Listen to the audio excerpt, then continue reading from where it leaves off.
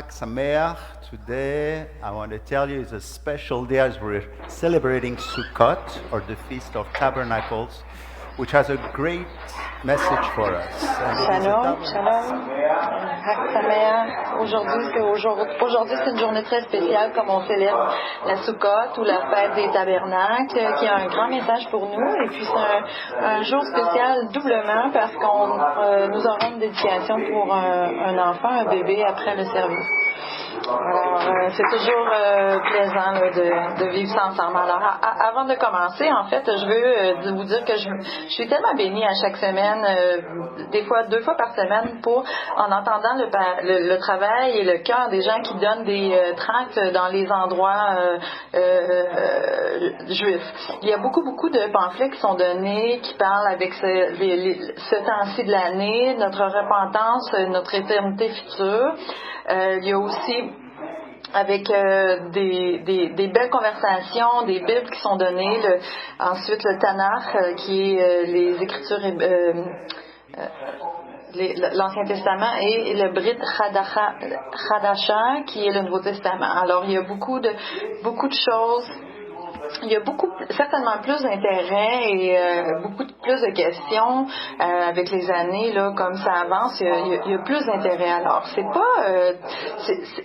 pas tout à fait normal, mais ça ne devrait pas être surprenant parce qu'à cause des temps dans lesquels on vit, les Juifs et les autres aussi réalisent qu'il y a beaucoup d'instabilité dans ce monde et il y a un sens d'insécurité qui apporte beaucoup de questions. Alors, nous allons bien sûr vers les Juifs. Il y a d'autres mondes qui viennent nous voir, et puis bien sûr, ils sont toujours bienvenus à poser des questions, avoir un encouragement de notre équipe.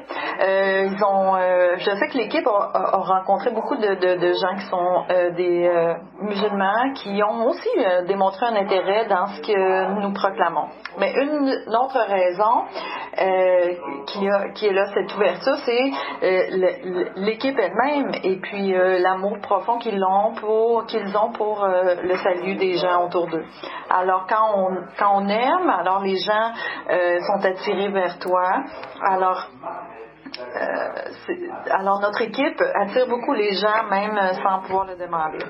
Alors on peut lire les nouvelles de cette équipe dans les nouvelles qui sont envoyées toutes les semaines. Alors avant de continuer aujourd'hui, nous allons bénir nos enfants.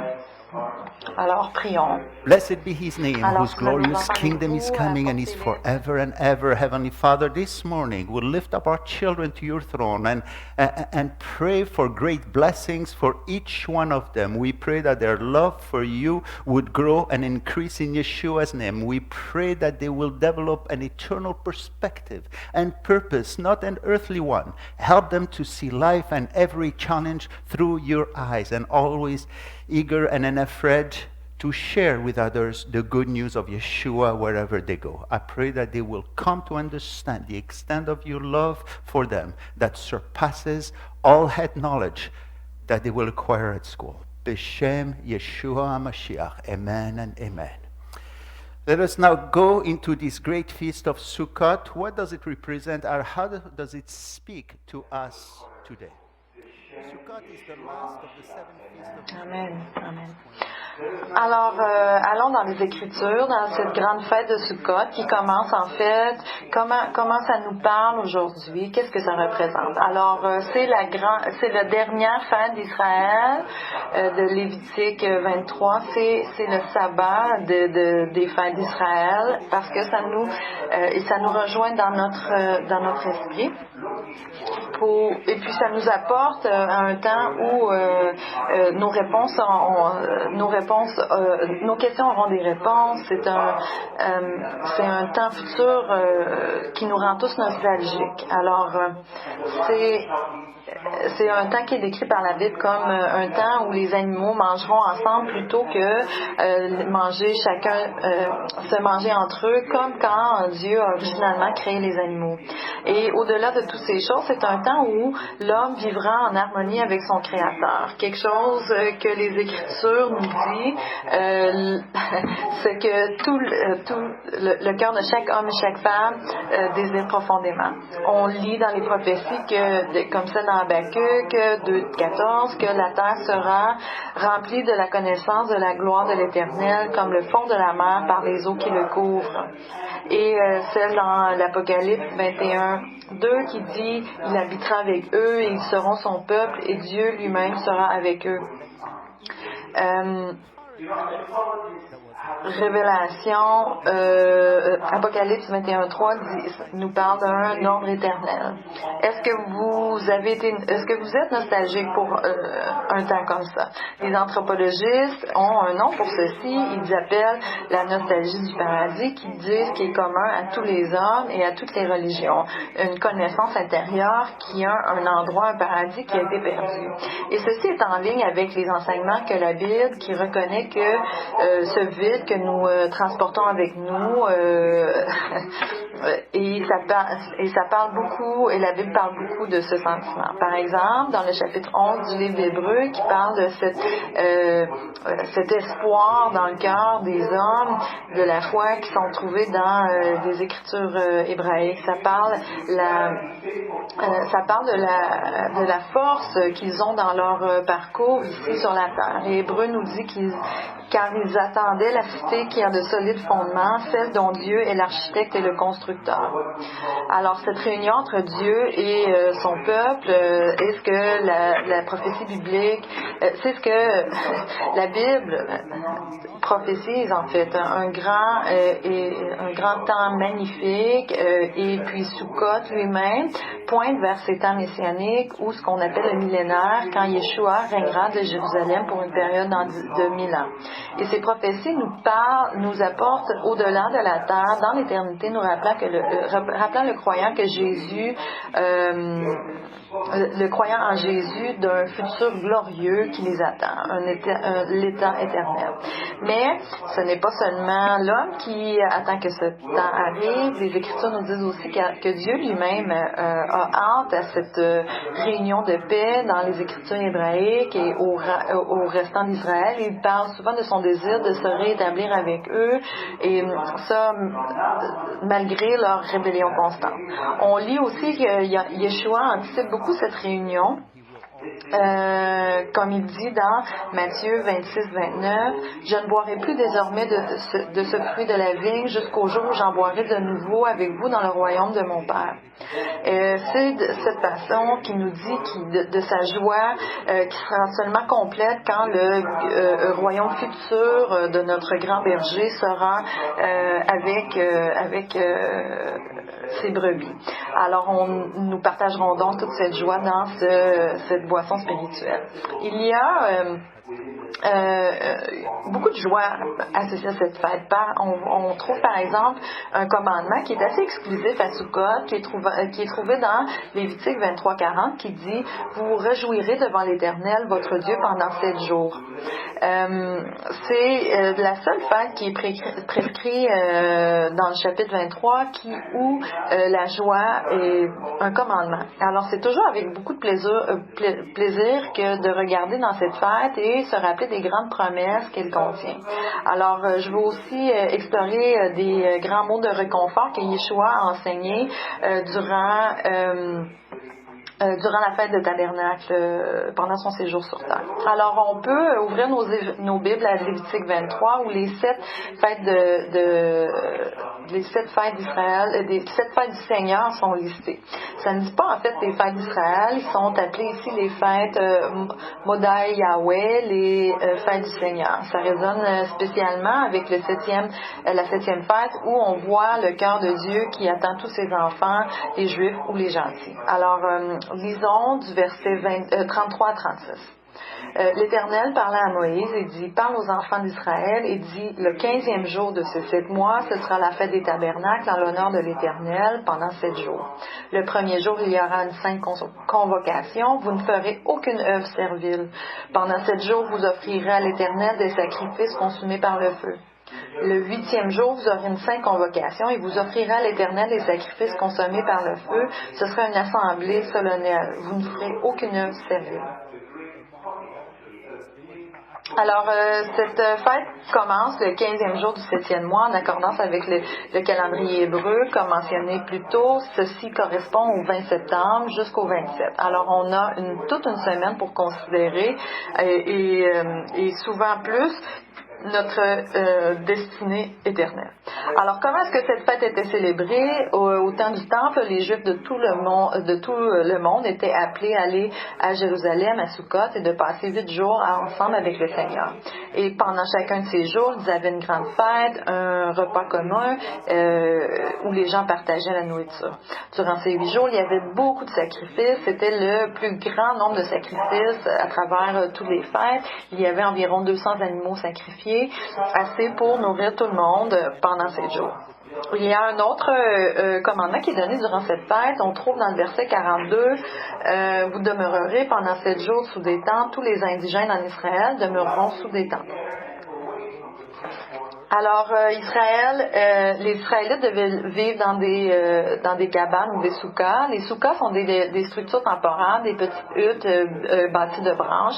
Les Israélites devaient vivre dans celles-ci pendant 7 jours, mais ces huttes étaient quand même assez inconfortables. Pourquoi vivre là, loin du confort dans leur home, de leur maison? Les soukas étaient un mémorial du passé et une anticipation vers le futur. Les Israélites devaient se rappeler leur délivrance de l'Égypte et devaient aussi regarder le grand futur que Dieu leur a promis. Ces soukas est un symbole de notre maison temporaire sur la terre. Ici au Canada, c'est difficile d'habiter dans des soukas parce que la température à ce temps-ci de l'année peut être quand même assez froide, mais dans les pays plus chauds comme Israël, on a des soukas à peu près partout, même sur des balcons. Mais il y a quelque chose à propos de Soukan qui nous apporte au-delà de l'Exode et qui nous apporte dans les bras de Dieu pour sa protection. On remarquera que nulle part dans les Exodes, on nous dit que les Israélites vivaient dans des Soukas. On nous dit qu'ils vivaient dans des tentes, ce qui est en hébreu le mot Ohel. Dans la Torah, le mot Souka est seulement trouvé dans les commandements concernant cette fête. Alors, pourquoi donc on nous dit que les Israélites devaient vivre dans des soukas? Dans le verset 43 de Lévitique 23, on nous dit « Afin que vos descendants sachent que j'ai fait habiter sous des tentes les enfants d'Israël après les avoir fait sortir du pays d'Égypte. Je suis l'Éternel, votre Dieu. » C'est ce qui nous a apporté les anciens rabbins de comprendre Souka comme étant une protection à travers la gloire chez Canaan ou l'Esprit de Dieu au-dessus des Israélites durant leur séjour dans le désert. Ils voyaient le nuage qui suivait les Israélites comme étant le nuage divin ou la Souka au-dessus des gens. Plus tard dans le Zohar, il parlait de Souka comme étant un bouclier de foi, un rappel de l'amour et de la sécurité que nous avons en Dieu. Alors le mot Souka lui-même parle d'un pavillon de protection. Ça veut dire de protéger, de couvrir, de défendre. Mais aujourd'hui, Souka nous parle encore plus parce qu'on est dans le désert et en route vers notre maison éternelle. On nous dit que l'Esprit de Dieu habite en nous comme une Souka. Il y a quelque chose d'autre à propos de ce mot que je veux partager avec vous. Le mot Souka est mentionné 31 fois dans les Écritures hébraïques, mais étrangement, quand on parle de la première mention, c'est utilisé pour décrire une grange. Dans Genèse 33, 17, ça nous dit « Jacob partit pour Sukkot, il bâtit une maison pour lui et il fit des cabanes pour ses troupeaux. » C'est pourquoi l'on a appelé ce lieu du nom de Sukkot. Alors, cet endroit en Israël, il y a un endroit en Israël qui s'appelle Sukkot. C'était le premier endroit en Israël où Jacob s'est installé avec sa famille, juste après qu'il ait changé son nom à Israël, qui est arrivé dans le chapitre 32 de Genèse. Ce verset qui nous dit pourquoi il a été appelé Sukkot, parce que Jacob a bâti des soukas ou des cabanes pour ses animaux. Alors, on peut continuer à suivre cette belle connexion. Jacob a commencé un nouveau ministère quand il est arrivé en Israël avec sa famille. On peut voir comme la nation d'Israël s'est bâtie sur sa terre au tout début. De la même façon, on peut voir le Messie Yeshua qui est venu, qui est né dans une soukha, un endroit pour les animaux, et sa mission était de sauver le monde et de nous donner la soukha pour chacun des croyants. En tout cas, et encore une fois, on trouve un autre commandement, un qui est entouré de mystère, un commandement qui nous apporte aux premières centaines d'années, au temps où Yeshua parlait du temps des tabernacles. Ce commandement est trouvé dans le verset 40 de Lévitique 23. Vous prendrez le premier jour du fruit des beaux arbres, des branches de palmier, des rameaux d'arbres touffus et des saules de rivière, et vous vous réjouirez devant l'Éternel pendant 7 jours. Alors, il y avait 4 espèces que chaque juif de plantes que chaque juif devait transporter. Cette journée-là, ils étaient les 4 attachés ensemble et formaient le lulav. Alors, ce qu'on trouve ensemble, c'est une branche de palmier avec deux branches de saule et 3 branches de myrtille. Pour le fruit, on a le fruit étrog ou le citron. Alors le lulav lui-même veut dire un panier, qui est l'élément le plus important, qui symbolise les temps messianiques.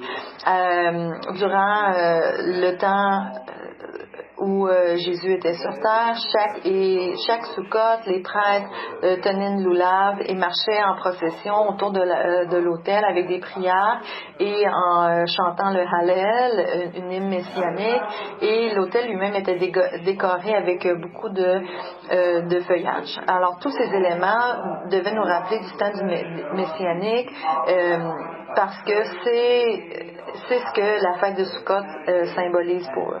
Alors, en plus de tout, ils apportaient des branches de palmier extraites et battaient le sol à côté de l'autel, peut-être pour exprimer leur désir de faire venir le temps du Messie en ce jour. Le 7e jour de la fête était appelé le jour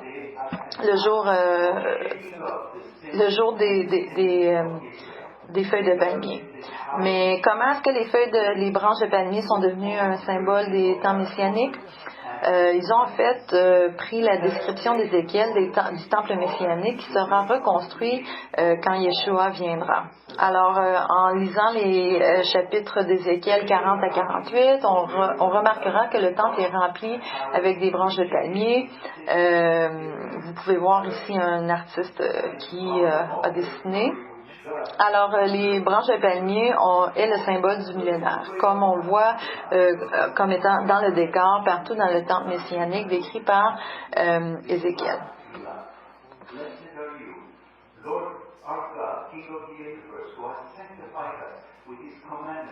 Alors,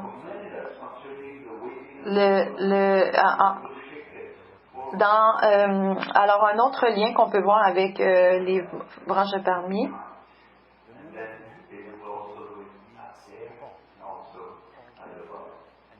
Alors, dans Jean 12, nous avons aussi l'entrée triomphante. Alors, pendant que ceci est arrivé 4 jours avant la fête de la Pâque, 4 jours avant la crucifixion, il y a une connexion définie qui est faite avec la fête des tabernacles. Dans Jean 12, versets 12 et 13, ça dit: le lendemain, une foule nombreuse de gens venus à la fête ayant entendu dire que Jésus se rendait à Jérusalem, prirent des branches de palmier et allèrent au-devant de lui en criant: Hosanna, béni soit celui qui vient au nom du Seigneur, le roi d'Israël. Alors, la question est, pourquoi est-ce que les gens ont utilisé des branches de palmier quand ils sont allés rencontrer Yeshua? Les branches de palmier étaient des choses qu'on voyait durant la fête des tabernacles, pas durant la fête de la Pâque. Les branches de palmier symbolisaient le royaume messianique. La raison de ces branches, c'était parce qu'ils croyaient que Yeshua venait établir son royaume à ce moment. Ils l'ont reconnu comme étant le Messie, mais il n'avait pas été enseigné de ces deux venues. Et comme c'est enseigné plus clairement aujourd'hui, il est premièrement venu mourir et se relever des morts. Ensuite, la prochaine fois qu'on voit à propos des branches de palmier dans la Bible, c'est dans Apocalypse 7, avant la deuxième venue. Jean a vu tellement de gens dans les cieux, ils sont les martyrs de la tribulation. Ils étaient là, prêts à entrer l'âge messianique, et voyaient ce qu'ils avaient dans leurs mains, dans le verset 9 de l'Apocalypse 7. Après cela, je regardais et voici, il y avait une grande foule que personne ne pouvait compter, de toute nation, de toute tribu, de tout peuple et de toute langue. Ils se tenaient devant le trône et devant l'agneau, revêtus de robes blanches et des palmes dans leurs mains. Ici, c'est pas seulement Israël qui tient les branches de palmier, mais les gens de toutes les nations du monde qui sont venus à une connaissance qui sauve du Messie et qui attendent eux-mêmes d'entrer dans l'ère messianique.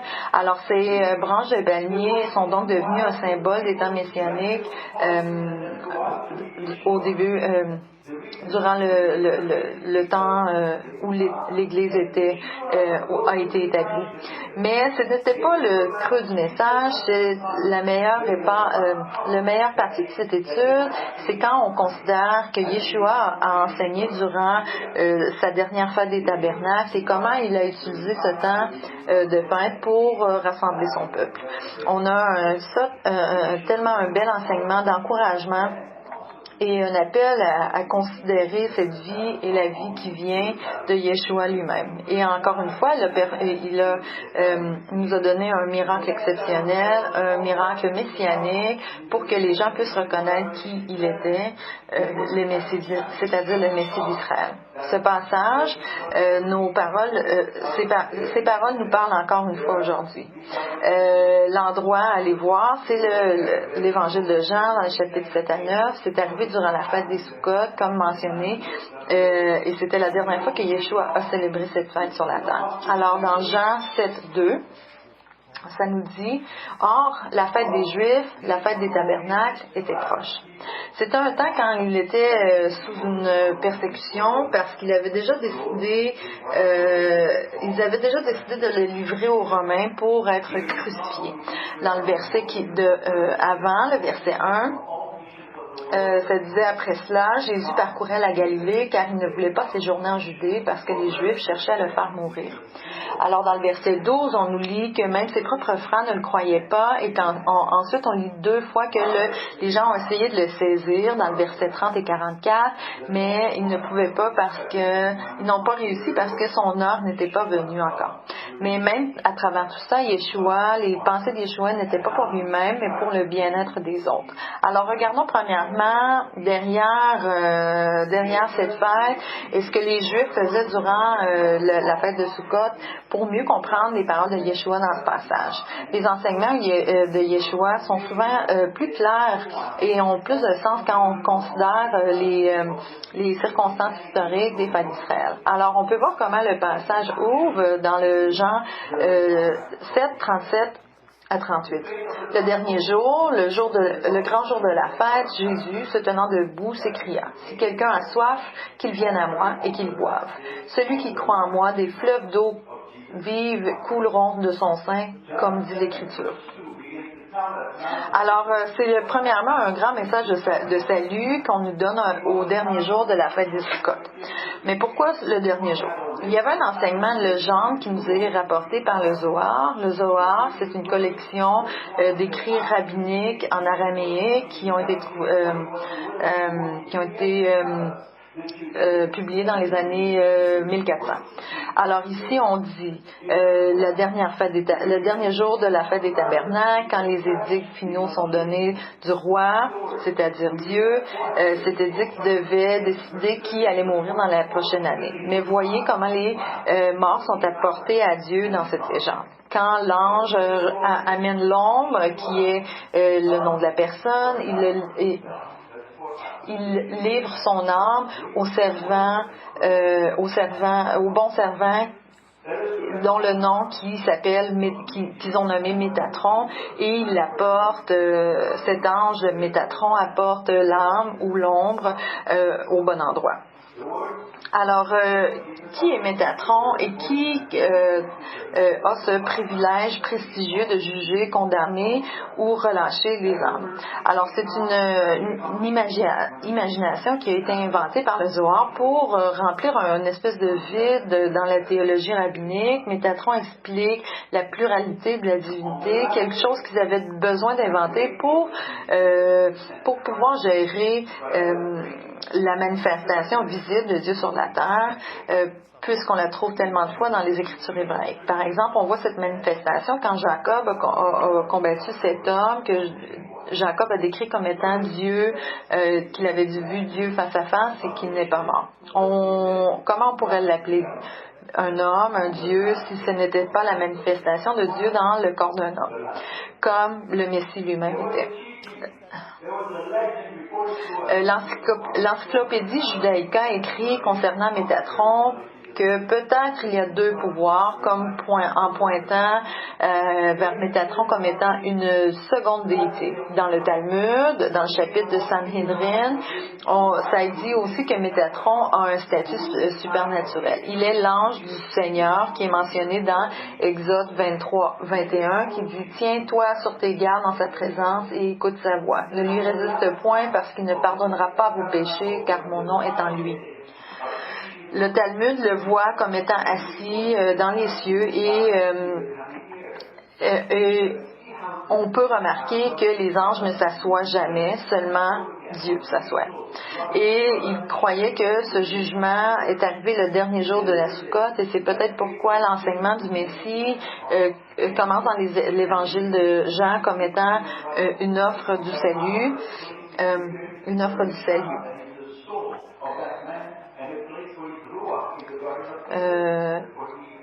Ensuite, Jésus n'est pas un mythe, ce n'est pas quelque chose d'imaginatif, il est réel et il s'apprêtait à leur démontrer une fois de plus cette dernière journée de la fête des tabernacles qu'il est le Messie d'Israël.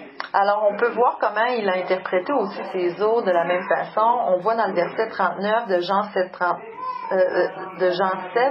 et il dit cela de l'Esprit que devaient recevoir ceux qui croyaient en lui, car l'Esprit n'était pas encore, parce que Jésus n'avait pas encore été glorifié.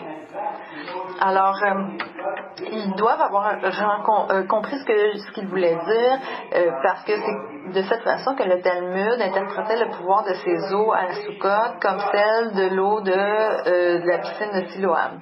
Dans le Talmud de Jérusalem, dans le contexte de Soukotte, on écrit qu'il y avait de cet endroit, il ressortait l'Esprit Saint, et à cet endroit, Yeshua dit que c'est de lui que l'Esprit vient et de lui que les eaux de vie, les fleuves d'eau vive couleront de son sein.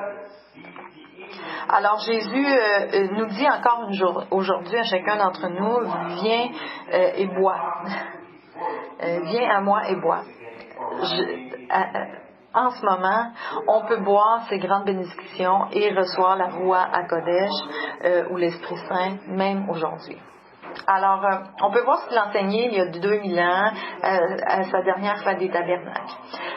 Au temps durant ce temps, pour Soukotte, les Juifs avaient développé la tradition qui s'appelait la célébration d'aller chercher l'eau. Dans le Talmud, c'est mentionné 32 fois pour que la nostalgie du temps soit gardée bien vivante. Alors, durant cette cérémonie, les prêtres se rendaient à la piscine de Siloam, comme on peut voir sur l'écran, et rapportaient de l'eau de Siloam dans des flasques en or jusqu'au temple. Comme la procession arrivait à la porte, des trompettes sonnaient et pour marquer de joie l'occasion, et les gens chantaient et dansaient. Une fois dans le temple, ils encerclaient l'autel accompagné de beaucoup de musique et ensuite l'eau de la piscine de Siloam était vidée sur le côté de l'autel. C'était quelque chose de très joyeux. Mais pourquoi est-ce qu'ils vidaient l'eau sur le côté de l'autel? Et où ont-ils trouvé l'idée? On peut trouver cette idée dans le chapitre 47 d'Ézéchiel qui décrit le temple durant les temps messianiques. On peut lire dans le verset 1. Il me ramena vers la porte de la maison, et voici de l'eau sortait sous le seuil de la maison à l'orient, car la face de la maison était à l'orient. L'eau descendait sur le côté droit de la maison, au midi de l'autel. Alors Ézéchiel voyait de l'eau qui coulait de l'autel. Et comme les eaux de la rivière donnaient la vie, il donnait la vie à tout ce qui lui touchait. On peut lire dans le verset 9. Car là où cette eau arrivera, les eaux deviendront saines et tout vivra partout où parviendra le torrent. Alors, il y avait aussi des propriétés guérissantes dans cette eau. Et c'est pourquoi les Israélites, durant ce temps, avaient ces cérémonies. Ils attendaient, ils avaient une nostalgie, ils attendaient le millénaire et ils vidaient de cette eau sur le côté de l'autel, comme dans le temple futur décrit par Ézéchiel. Et en disant, ils mettaient différentes plantes sur l'autel pour leur rappeler du jardin d'Éden.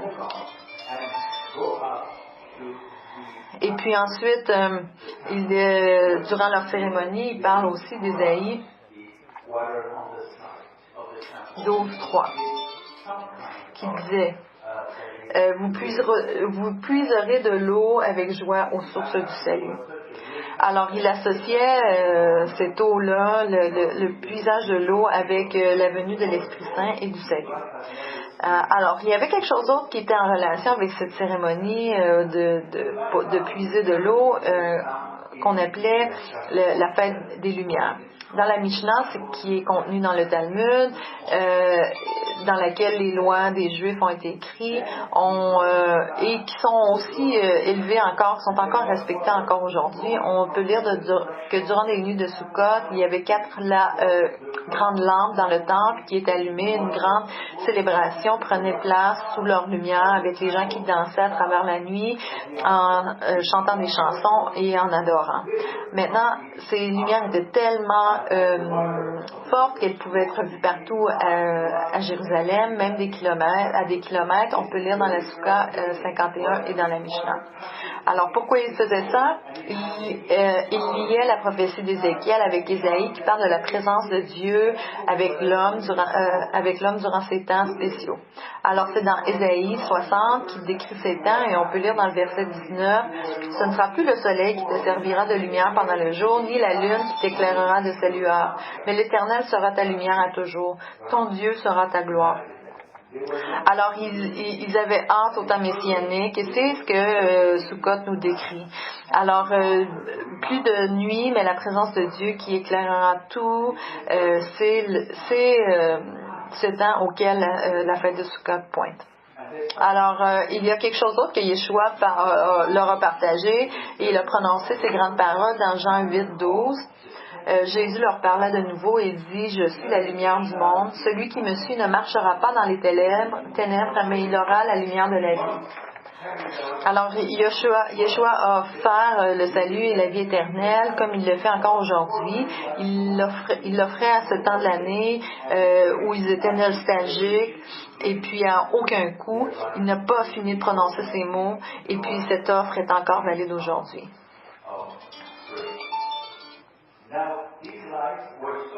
Alors, et pour sceller ce message puissant et pour démontrer encore plus qu'il est le Messie, durant ce temps, il a performé un miracle exceptionnel qu'on peut trouver dans Jean 9. C'est le miracle de l'homme qui est né aveugle.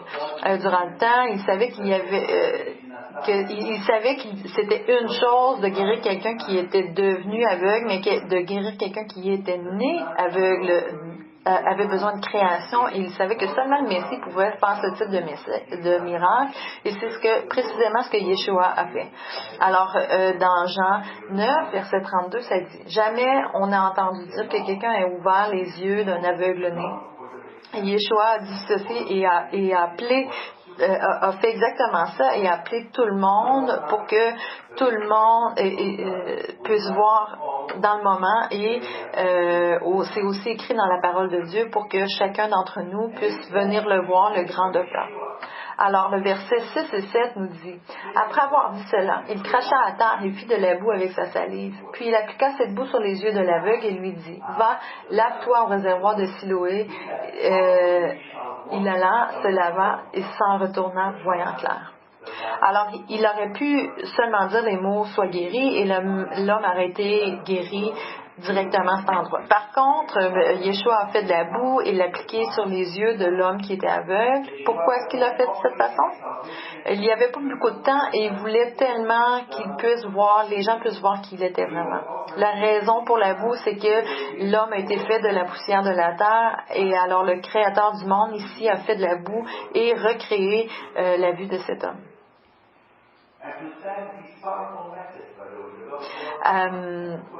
C'est une affirmation de sa déité et personne d'autre ne pouvait performer ce miracle. C'est un miracle de création. Et ensuite, Yeshua a dit à cet homme aveugle de se rendre à la piscine de Siloé pour nettoyer ses yeux. Alors, c'était... la piscine de Siloé était quand même loin de l'endroit où il était. On peut le voir ici sur l'écran. Et c'est à cet endroit que le prêtre devait aller et aller chercher de l'eau et le ramener à l'autel pour la prophétie d'Ézéchiel. Et le chemin entre le temple et la piscine était tellement occupé parce qu'il y avait des centaines de gens sur cette route. Alors on se rappelle que Sukkot est une des 3 fêtes où les Juifs étaient appelés à se rendre en personne à Jérusalem, alors qu'il y avait beaucoup de gens. Normalement, la population était d'environ 200 000 personnes, incluant les alentours, mais à Sukkot, selon Joséphus, il y avait plus d'1 million de gens à Jérusalem. Alors imaginez comme l'homme aveugle marchait la même route que ceux qui étaient guidés par les prêtres, alors il doit s'être enfargé dans tout le monde. Et une fois à la piscine de Siloé, cet homme a nettoyé la boue de ses yeux et pour la première fois il l'a vu. Imaginez la joie, et la Bible parle de la surprise de ceux qui étaient autour de lui. Il savait qu'il était un aveugle-né et puis il avait déjà vu qu'il a été demandé de l'argent, et quand ils l'ont vu, ils n'ont pas pu le croire. Dans le verset 8 et 9, ça dit: ses voisins et ceux qui auparavant l'avaient connu comme un mendiant disaient: n'était pas là celui qui se tenait assis et qui mendiait. Les uns disaient: c'est lui. D'autres disaient: non, mais il lui ressemble. Et lui-même disait: c'est moi. C'était la première fois en Israël qu'un homme aveugle-né a été guéri parce que le Messie était venu sur terre. C'est le miracle de la Soukotte, un miracle quand l'homme aveugle voit, un miracle qui est encore une fois disponible à quiconque veut avoir Yeshua comme étant son sauveur personnel. Et ce miracle lui-même a créé beaucoup de réactions dans Jérusalem. Les autorités religieuses ne pouvaient pas et ne voulaient pas le croire. Le chapitre 9 de Jean est quand même long et relate beaucoup de conversations qu'ils ont eues avec l'homme qui a été guéri, jusqu'au point qu'ils ne pouvaient pas comprendre pourquoi ils ne voyaient pas sa joie. On le voit dans le verset 30 qui dit: cet homme leur répondit: il est étonnant que vous ne sachiez d'où il est, et cependant il m'a ouvert les yeux. C'est comme s'il le disait: vous m'avez enseigné que seulement Dieu peut ouvrir les yeux, et quand il l'a fait, vous ne pouvez pas le croire. Décidez-vous. Et c'est à ce moment qu'ils l'ont excommunié. Il était un témoin trop puissant pour eux.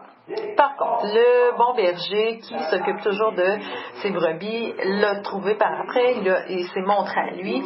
Ça aurait été la première fois que l'homme qui a été guéri a vu Jésus, et leur réunion est très touchante. Comme Jésus le rencontre, on le lit dans le verset 35 du chapitre 9 de Jean, et il dit: je crois, Seigneur, et il se prosterna devant lui.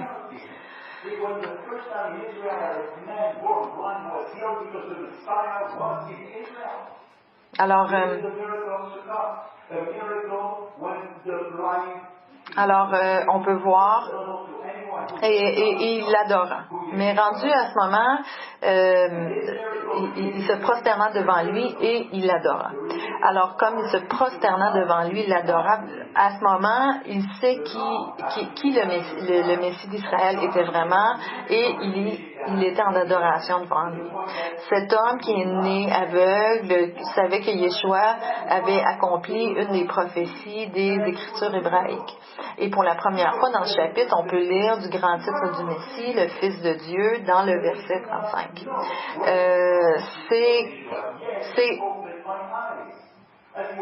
C'est de cette façon que ceux qui croient en lui le connaissent. Salomon, dans Proverbe 30, nous demande, est-ce que tu connais quel est son nom, quel est le nom de son fils, le sais-tu? Alors, son nom est Yeshua. Son nom est le salut. Bon, dans le chapitre qui suit, le Jean 10, on trouve le discours du bon berger qui donne sa vie pour ses brebis. Jean 10, 11 dit « Je suis le bon berger donne sa vie pour ses brebis. » Et dans Jean 10, 14, « Je suis le bon berger, je connais mes brebis et elles me connaissent. » C'est une invitation aux eaux douces de la piscine de Siloam pour qu'on puisse appliquer l'eau, nettoyer nos yeux et puis qu'on puisse le voir. Alors, pour terminer, on n'a pas besoin de quitter cette terre pour avoir les bénéfices de la soukha de Dieu. Dans Psaume 31, les croyants aujourd'hui pouvaient toujours trouver une soukha dans le Seigneur. Remarquez dans le verset 20 le mot place et le mot soukha. Tu les protèges sous l'abri de ta face contre ceux qui les persécutent. Tu les protèges dans ta tente contre les langues qui les attaquent. Alors le mot tente ici est le mot soukha, comme la protection que Dieu nous donne toujours et toujours au-dessus de nous. Alors, comme les Écritures nous disent,